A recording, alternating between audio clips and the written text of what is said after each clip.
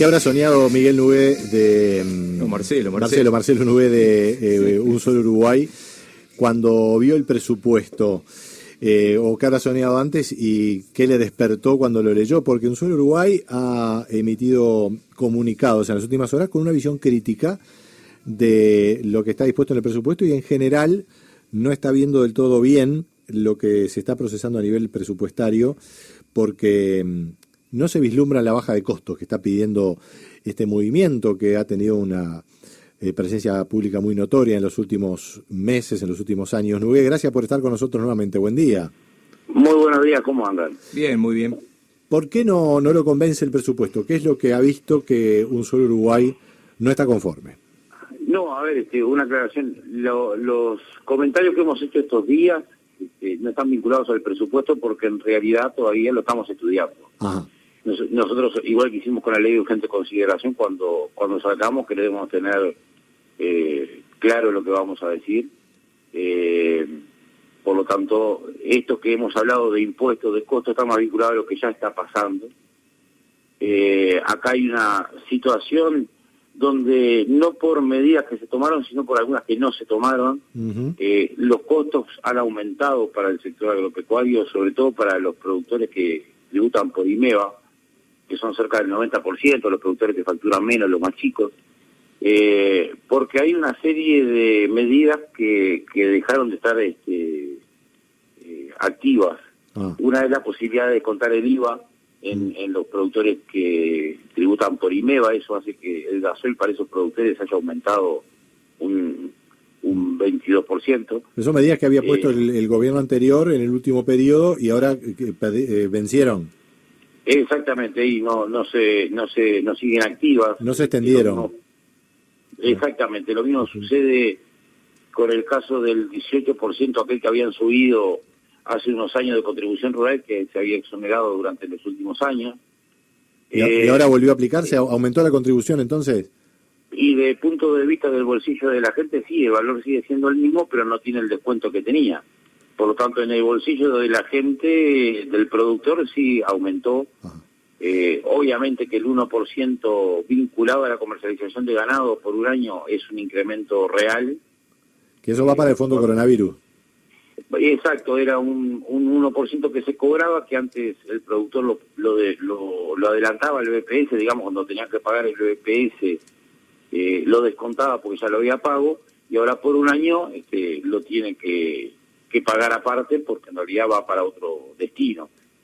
Y hay un tema ahí que va a afectar, que es un cambio que hubo el año pasado en catastro, en la forma de aforos, que incorporaron un componente canasta, y producto de la burbuja que hubo de precios del ganado, lo que se espera es que haya un impacto importante en el impuesto a patrimonio y en el impuesto a primaria.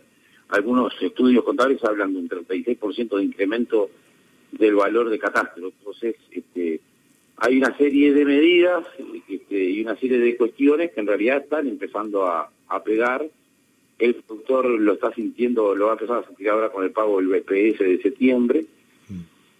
Y muchos que venían con el agua a la altura de la nariz, que le agreguen 1 centímetro de agua, le afecta mucho, ¿no? Entonces, lo que queremos hacer es una alerta de que hay que tomar algunas medidas, porque en realidad muchos productores vinculados a la agricultura, a la lechería, a la granja, van a sentir muy afectados. El gobierno está enfrentado a una crítica por un lado y por otro. Es decir, por un lado, muchos sectores que reclaman que en el presupuesto se han dado recortes o no se ha ampliado el gasto como muchos sectores pretenden, y por otra parte ustedes están planteando lo contrario. Se viene una puja bastante intensa, entonces, un tire y afloje o tironeo de ambos lados, ¿verdad? ¿Cómo argumenta, digamos, lo que está pidiendo Un Solo Uruguay, que es muy claro, es decir, que se aflojen estas cargas que en los ejemplos que usted ponía es como que han vuelto algunos capítulos, pero me imagino que también pretenden más señales todavía a nivel del presupuesto, ¿no?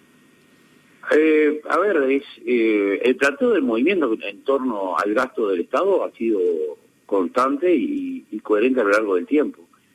Uruguay, mientras no logre bajar el gasto público, la generación de empleo real, efectivo del sector privado se va a ver completamente comprometido, porque si acá las empresas no encuentran una luz para adelante, no van a contratar gente. Entonces, hoy el Uruguay tiene que pensar en el trabajo de la gente.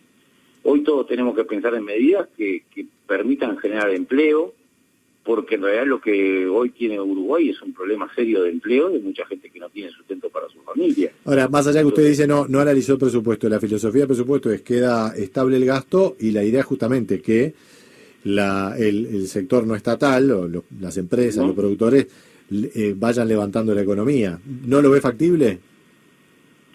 Bueno, si uno mira, es el mismo planteo que tuvimos del 2017, 2018 en adelante. La realidad es que si uno tiene un Estado que ahoga al sector privado, el sector privado no tiene capacidad de reacción. Y a la prueba me remito, la única forma que vengan inversiones y que se generen inversiones es con exoneraciones fiscales. Entonces, acá es se está transformando en un círculo vicioso donde se pretende que el sector privado reactive algo que es imposible que se haga, porque emprender cualquier cosa, invertir cualquier cosa en este país, es de alto riesgo y no tiene retorno. Entonces, la gente necesita afloje del Estado para poder invertir, y hacia ahí tiene que ir el Uruguay. Mientras sigamos en la lógica de que el Estado tiene que cubrir todos los espacios de la sociedad, vamos a ir hacia una lógica donde en realidad cada vez el empleo va a depender más de lo estatal, y eso sabemos porque lo vemos en el mundo, que es inviable para cualquier economía. ¿El gobierno no está viendo lo que realmente está pasando? No, espero que sí. Yo ahí, la verdad sería muy... No, digo porque sí, porque gran parte de lo que usted dice además es confirmable, es objetivable, sí que hay inversiones que no se pueden hacer y que el comerciante que tiene poca espalda dice, ¿abro o no abro? ¿Cuál es la situación, por ejemplo, del comercio hoy en Paysandú? La situación del comercio hoy en Paysandú es diferente a lo que pasa en el resto del país. ¿Por qué? Porque acá se cerraron las fronteras, por lo tanto la gente no va a comprar a Colombia. O sea que eso reactivó la economía local. Y a los almacenes sí, sin duda. Almacenes y supermercados tienen una venta mayor. El día que se abra el puente, no queda ni olor acá, ¿no? Se van todos. Entonces, hoy acá Paysandú está algo diferente por una coyuntura muy especial. La realidad es que cuando se abra la frontera va a cambiar completamente. Y en el resto del país, el comercio que no tiene esa realidad de frontera está sufriendo. Y ahora, ahí es donde nosotros queremos ir a una reunión con la ministra que estamos coordinando, sí, para ir a plantear alguna medida para reactivar todo esto, ¿no? Ahora, la ministra debe haber leído este flyer, este cuadro que ustedes han divulgado en redes sociales, con un entrecomillado: no vamos a subir impuestos. Hacen todo el conteo de las cosas que usted nos acaba de decir, que subió la contribución, y al final dice, ¿en serio usted está cuestionando que el gobierno no ha cumplido? Lo que estamos cuestionando es que no se han tomado algunas medidas para mantener al menos las mismas condiciones que antes, y que han cambiado, y que en el bolsillo del productor hoy tiene más costos que antes.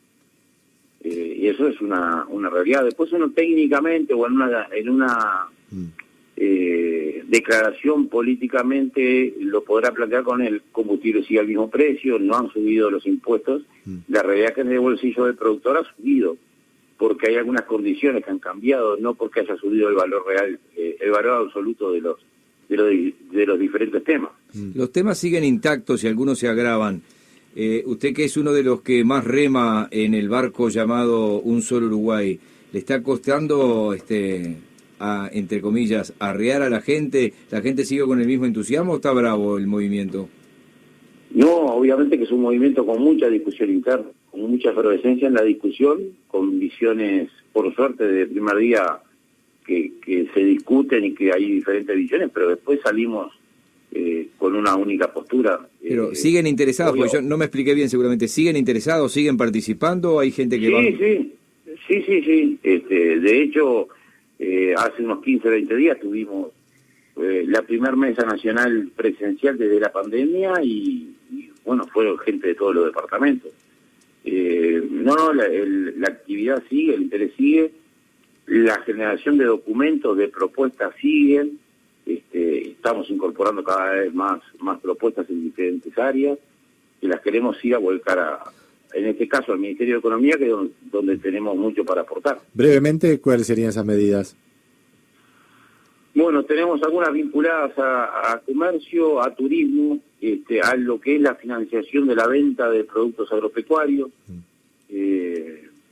vinculado a lo que es la captación de capitales del extranjero con una visión de desarrollo y no solo economicista. La posibilidad de generar condiciones para que capitales uruguayos bien habidos que están en el exterior o en los colchones puedan salir al mercado. Tenemos propuestas en varios sentidos. Bien, bueno, vamos a abordar esa reunión. Marcelo Nogué, gracias y seguimos en contacto. Por favor, muchísimas gracias a ustedes. El vocero de Un Solo Uruguay.